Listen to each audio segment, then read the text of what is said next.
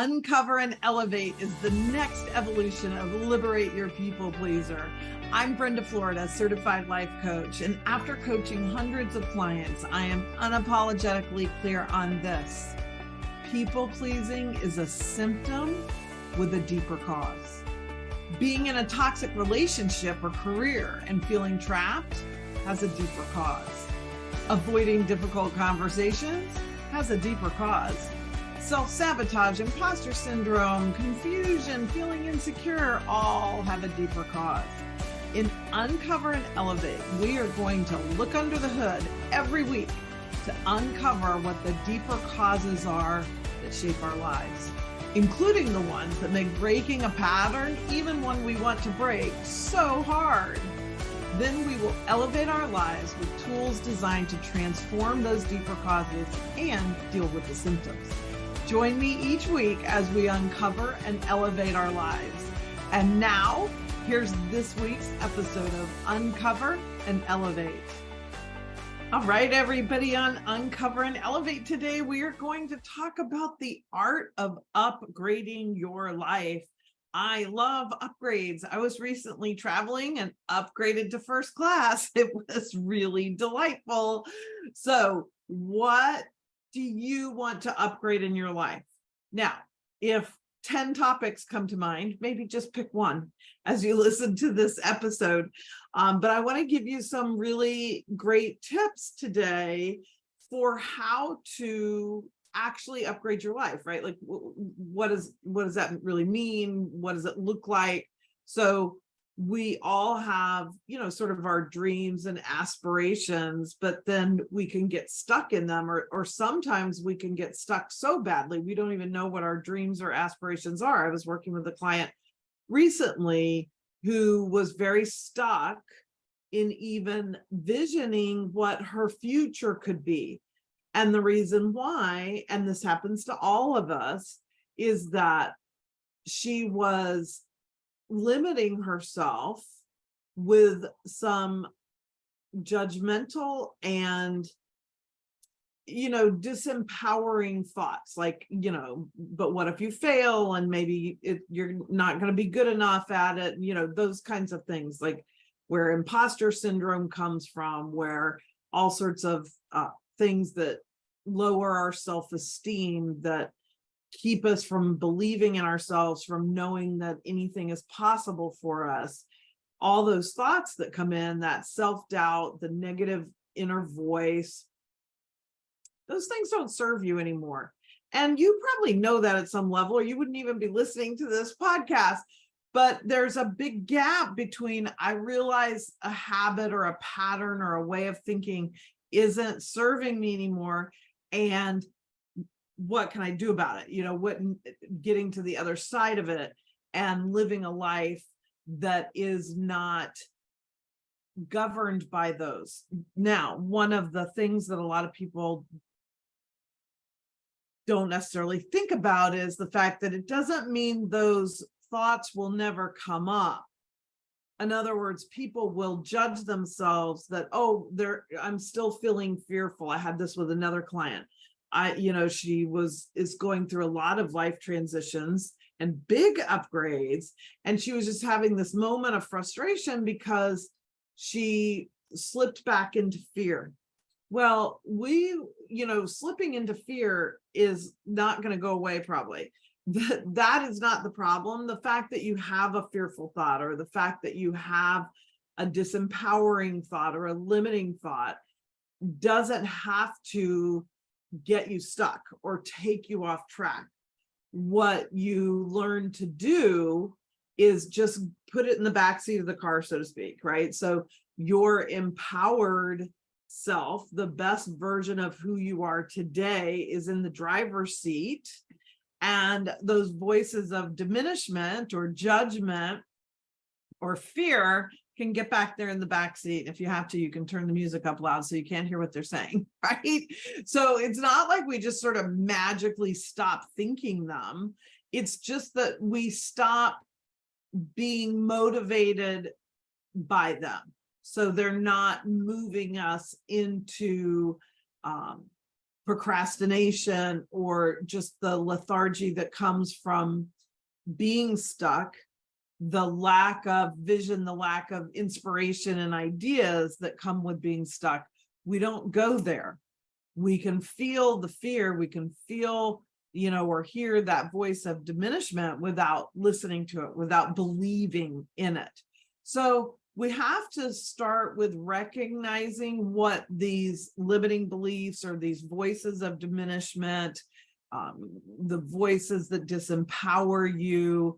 We have to really fine-tune our self-awareness so that we recognize they're happening. And it's even very helpful to get clear on what they're saying to you, because knowing that voice that is in your head and what that voice is telling you in a specific way is really helpful with unraveling it and dissolving it, because we don't dissolve generalities, so to speak, like to think that you just want to feel good about yourself or something like that. Well, what's the voice that tells you you're not? You're too fat, you're too skinny, you're too old, you're too young, what is it? The sort of not enough voice. Not enough is a big, broad reaching statement. So even though it sometimes comes into our head that way, I'm not good enough for that, break that down and ask yourself, what do I mean by that? What's the detail that is behind that? Is it that I'm afraid I'm not smart enough, or I'm not brave enough, or I won't have the resources, or like kind of tweeze into it and figure out with some specificity what that voice is telling you, because understanding those things will help you disempower them. Then you can create the opposite statement. So I had a client, we were working on money issues, and her limiting belief was that she wasn't good with managing her money. And so that was the limiting belief. Beneath that, there were some details, like she felt like she spent too much. She didn't save enough. She spent impulsively. Okay, so now we can take those things and create the affirmations that will actually work. So some of you maybe have heard me talk about this so many times. Affirmations do not work because we either don't believe them, okay? It's too far. Like if I'm struggling financially, like this client struggling with feeling like she doesn't manage her money well, to being I'm wealthy, like that's probably too big of a leap. She's not going to believe that. So right away, her inner voice, flags the bullshit meter when she uses that affirmation. So we need an affirmation that inspires us and makes us feel good, but is something that we can embrace and believe in. So it might be something like, I am learning to manage my money. I am learning to feel empowered around money. I am learning to be mindful of my spending. So, and you notice each one of those started with an I am. I love I am. The other thing that can happen with affirmations is that sometimes people will actually word them in the negative, like what they don't want to do anymore. So thinking their quote unquote affirmation is, I'm going to stop criticizing myself, or, stop spending money impulsively. No, that's not an affirmation. You're going to say where you want to be. I am this, like the problem's already handled. I'm past it. And now I describe myself as I am. Somebody who's working on their health and fitness and vitality might have a affirmation that is, I am getting stronger every day.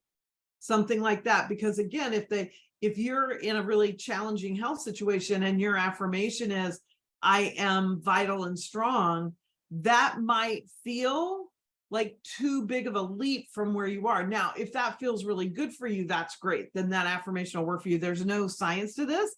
It's what works for you. So using those I am statements and then just making sure that your, bullshit meter doesn't fire off when that happens and your affirmation really feels like a lie to you, then just bring it closer, to where you're at now, better than where you're at now. If you're, not going to the gym or not eating healthy at all, then maybe the I am statement is simply, I am getting excited about taking better care of my body. Okay.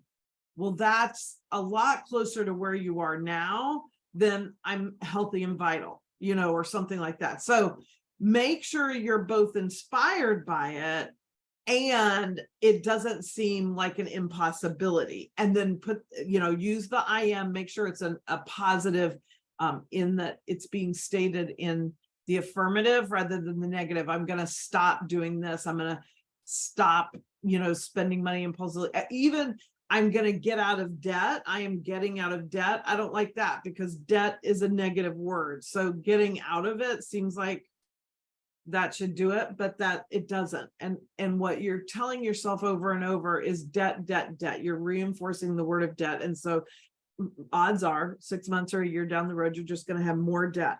So what you want to turn that into is that I am saving money regularly or building my assets or something like that. That is what will help you get rid of that debt. But your affirmation is a statement that is the solution. So that's really the secret to making affirmations work. And then, really to me, all of us have this secret weapon that we definitely undervalue and underuse, which is staying out of judgment of ourselves, especially staying out of judgment of others is great too. In this podcast with this upgrading your life theme, we're talking about our inner journey and just ourself. And most people I know are so self-judgmental, including myself. I'm making huge strides in this, huge strides. Ever since I got shingles last year, which it's been almost a year. I got them August 1st. And when this podcast airs, it's the middle of July. So it's been almost a year. It took me 3 months to really get over them and not have a lot of pain every day. And so it was very draining. And I realized in the midst of that legit physical pain of the nerve pain that is caused by shingles, that's the same kind of pain I'm inflicting on myself at an emotional level when I'm judging myself. And I don't know, just having that physical pain. I mean, if you haven't had them, which I hope you haven't, if you're over 50, you can go get the vaccine. The shingles are just horrific. It is nerve pain. So, I mean, there's also like a rash and other gross things about it, but the real killer is the nerve pain. And a lot of people, I'm sure many of you listening to this have experienced nerve pain from, an injury or something else. It doesn't have to be shingles. And what I realized was, oh my gosh, this is the way I'm hurting myself. It's this excruciating. I'm just doing it on an emotional level. And so I can kind of pretend it isn't hurting me that bad, but it is. And so I just started really catching me. I just dialed up the awareness to my own inner critic and my own inner judgment. And I just started letting that go and asking for forgiveness of myself, releasing that energy of judgment, turning that thought around when I was being critical or judgy of myself and like, no, wait a minute. Even if I kind of dropped the ball in this one area, that's okay, because I can make up for it in another way, or maybe it really didn't need to be done, or some conversation with myself about it that is loving, the way I would talk to my BFF or one of my kids about what's going on in their life. We're so much kinder and gentler with the people we love, for the most part, than we are with ourselves. So that will catapult you into an upgrade as quickly as any of the mindset work. because it is mindset work really to stop that inner critic and inner judgment. It's just not the way we typically think about it. But by decreasing that inner judgment, inner critic, you will upgrade your life significantly. And so then as we do that, as we start to really recognize these limiting beliefs, we put in some good I am statements, we get out of judgment, then cultivating the positive habits you need that will get you where you want to go. So, there's that great saying, I don't know who said it, that you can't get where you're going. Let's say I'm not saying this quite right. Like, you won't get where you're going by doing what you did to get you where you are. I think that's right. That's the concept of it, right? I've done great things that has got me to where I am. And if I want to go past where I am, I've got to do some different things, not everything, but some things at least have to be different, or I'm not upgrading, right? An upgrade itself is a different seat on the plane. It's a different experience in first class. It's a different view. You get a different level of service. It's different than a coach seat. And so wherever your life is now, whatever it is, it's not a criticism to say it's a coach seat. But the upgrade requires you to get up and move to first class. And so using first class as a metaphor, of course, not necessarily literally. So I've got to have new habits for that. But the new habits are going to be a lot easier to cultivate once we deal with these first parts of really noticing our limiting beliefs, working our I am statements, and staying out of judgment. And then, last but not least, I will say investing in yourself is sort of the smartest way to do this. It also is sort of the life hack for it, right? To get someone or a program that will help you do these things, that will facilitate all these things in you so that you don't have to figure them out by yourself. So this is what I love about one-on-one coaching, about group work, is that because in my case, if you're working with me one-on-one or in a group, I'm facilitating all these steps I've just covered with you. I'm helping you think through them. Well, what would be a new positive habit that you could cultivate? Okay, how do we disempower this one limiting belief that just seems to keep coming back around all the time for you? Like, that's where we can really work through those things in a specific way where you're not alone. You're not trying to figure it out by yourself. And you've got me there to help facilitate that growth. So investing in yourself, whether it's with coaching, whether it's with me or somebody else, as long as they're a really good fit for you and that you're getting practical, applicable, tools and new ways of showing up. That's why coaching is so important to me. We're not just analyzing our past or, gaining insight. We're doing things differently. That's what coaching is all about. So I'd love to invite you to go to the show notes or hop over to my bio on Instagram. If that seems easier, I'm Brenda Florida Coach on Instagram. And you can hop over to my bio and click on the link for a 15-minute call, or there's one here in the show notes. And let's talk about working together. Let me make your journey easier. Let me help you with that upgrade that you want in your life in a way that you'll just feel more supportive, less alone, giving you more tools and resources than I could possibly ever give away on a podcast, right? So that willingness to invest in yourself is also a really important message that you are giving yourself, that, hey, I'm worth it. I'm worth this upgrade. I deserve this upgrade, and the time and the money and whatever resources are required to create it.